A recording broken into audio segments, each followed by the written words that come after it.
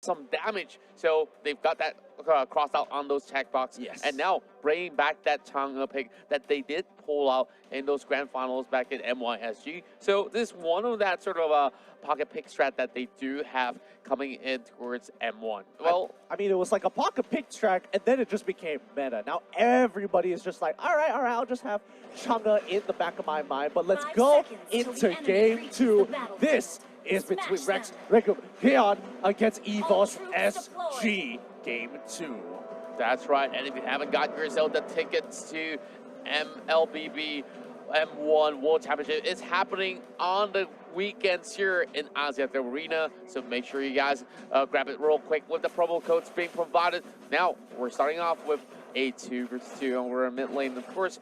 Topside, we're going to see a little bit of that tussle between Tuturu, Ace, as well as Potato. They're already on the prowl, already dealing quite a chunk of damage, but this shouldn't be too much of a problem for them to actually face off with. So, of course, we're seeing a little bit of Revitalize for Liam here. So, what do you feel about Revitalize on Baxia?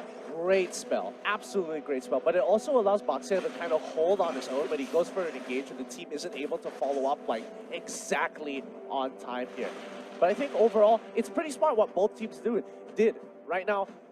Especially Revitalize on the Baxia, great. But on the side of EVOS Esports SG, I think what they did is really smart here, where they kind of switched up the lanes, where they said, okay, we're going to put you on the dual lane in the top side, because we know for a fact that Barang can't do a great job, and it's already paying off. I mean, Revitalize, great switch on the other side of the map, and they immediately punish them on the bottom side. Great rotations from mid. Oh, yes. We'll definitely see a great start for the side of EVO Singapore, and now Soul close to actually falling out. Flickers being popped out instead, and now Bambi as well as JPL tries to return the favor, and this will be 2 kills in the bag. And this is just in the span of less than 2 minutes. Yeah, oh, that was close. That was really, really close here, especially from RRQ. He got a little hungry for blood.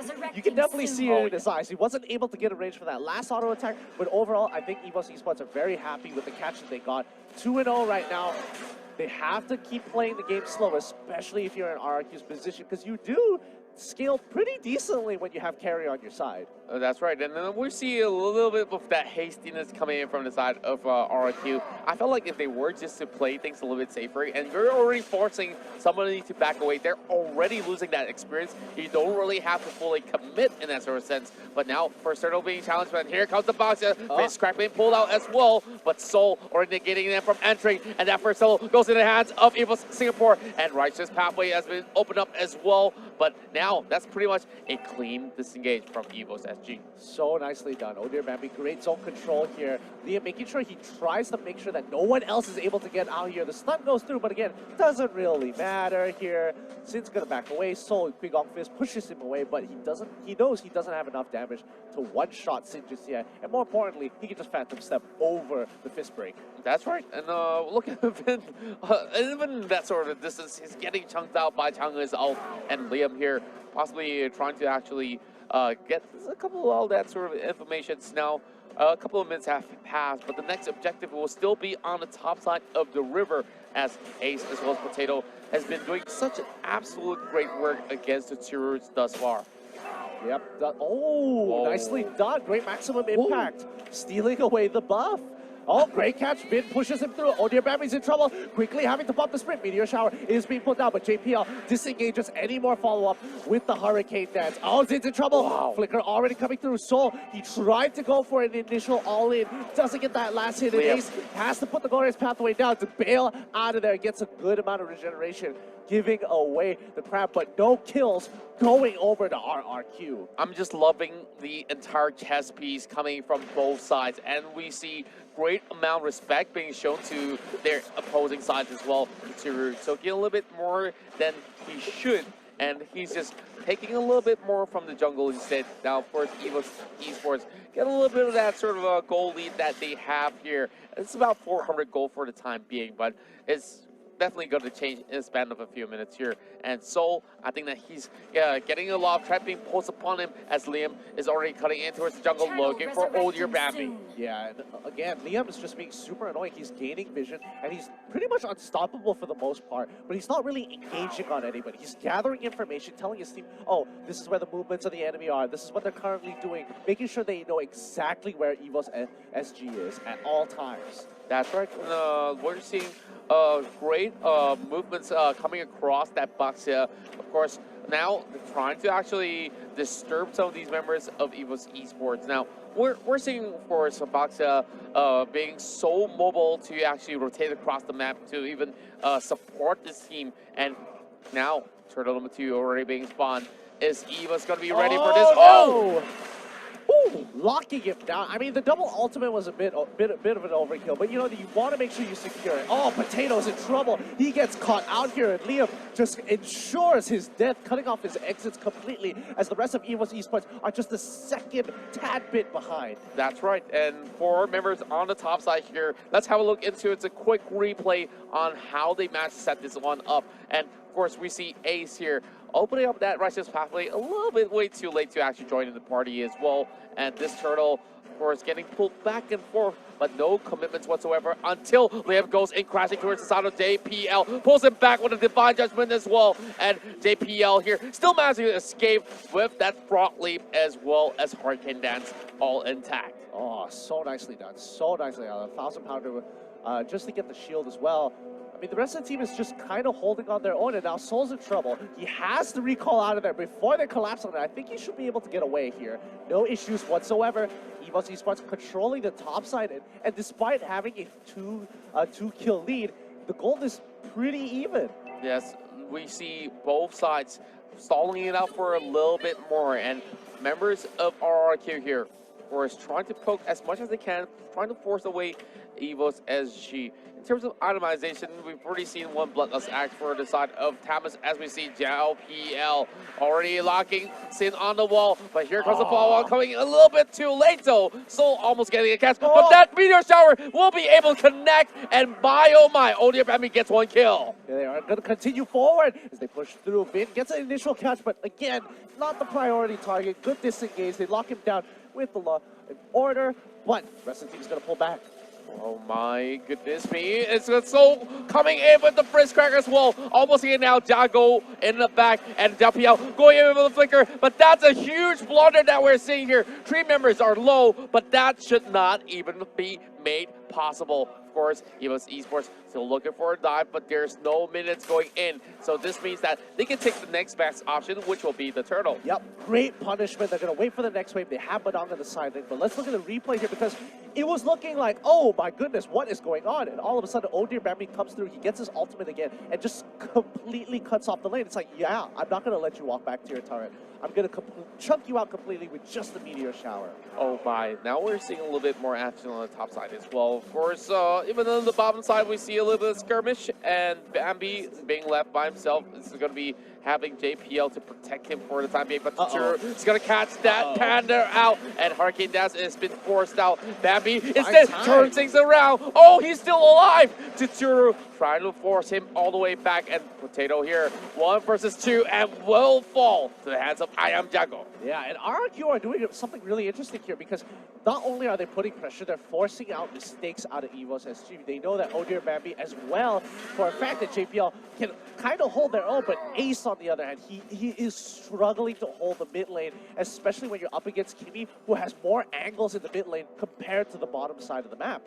Now, of course, I would say that Kimi here solely scaling in towards the late game here will be something that's going to be pretty much vital for the side of RRQ, because this Kimi is just going to get stronger and stronger as the game progresses. And heading in towards this minute right here, we're seeing so many of these objectives being leaning over the top side here, as RRQ has absolutely great control. But then again, look at EVOS here, still desperate for a catch, still trying to look for that opportunity, but Liam has been the bane of every sort of team fight that they get into.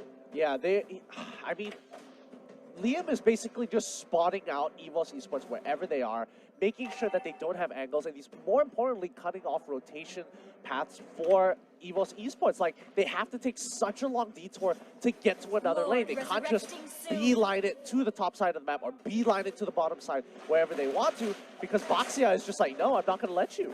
Yep, not going to be able to actually give any sort of room for them to even pull the trigger. But speaking of pulling the trigger here, great sort of shots happening coming out from RMJuggle. And he hasn't really missed all too much of those maximum charge from the previous game all the way to now as well. Now, EVOS Esports, knowing that the Lord is up, but they're not really going to be fully committing in towards getting themselves in towards danger.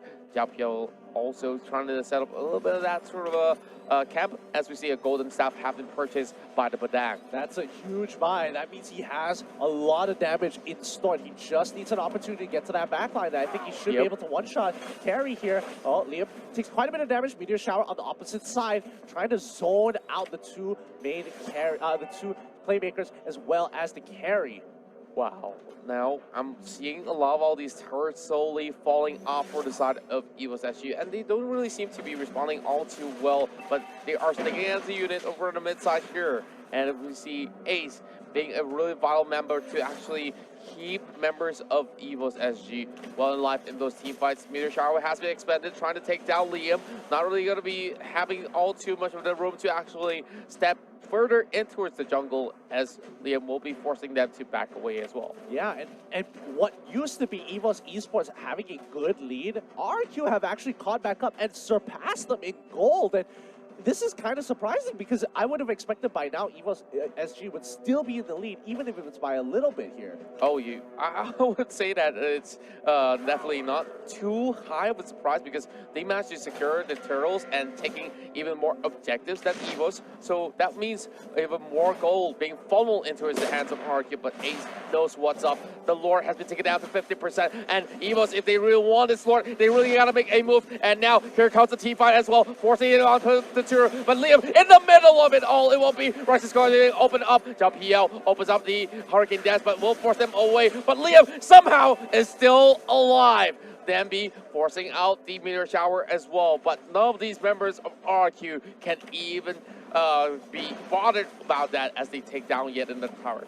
RRQ is just so smart. Like, Liam is able to tank so much with the Revitalize. He's holding back 4 members from the enemy team. And now they're going to go for another rotation. Oh, they already popped the Meteor Shower. They get the first initial kill, finally getting rid of the Boxer. He doesn't have Revitalize to kind of power through the damage. But now the rest of EVOS Esports, they've lost pretty much all their outer targets at this point, or leaving top tier 2 still standing. But for the most part, the inhibitors are going to be the next objective, and more importantly, Lord is going to be highly contested.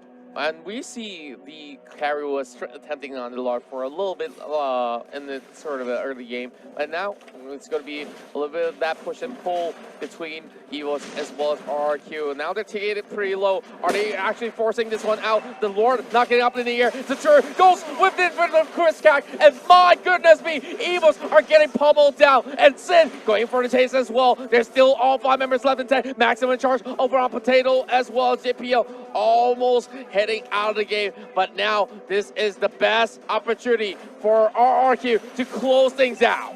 Yep, Meteor Shower just gonna instantly pop down the Thambos, but he just wanted that inhibitor that he was willing to give his life for it. But that's not all. They forced out the Meteor Shower, so they can't protect mid either. They're losing their inhibitors 1 by 1. I just love the macro game coming from RRQ. Look at how well they just control every single lane, and they knew what to do. They don't really care whether they have the Lord or not, but they know if they do force the fight, they will get the advantage that they are looking for. Of course, we're going to see a little bit of that sort of replay, of course, brought to you by U-Mobile. Yeah, oh my gosh. Just the Lord fight in general, it was looking so good until they realized that their priority target, RRQ, didn't get caught into that fist crack. Chunks out the rest of the team.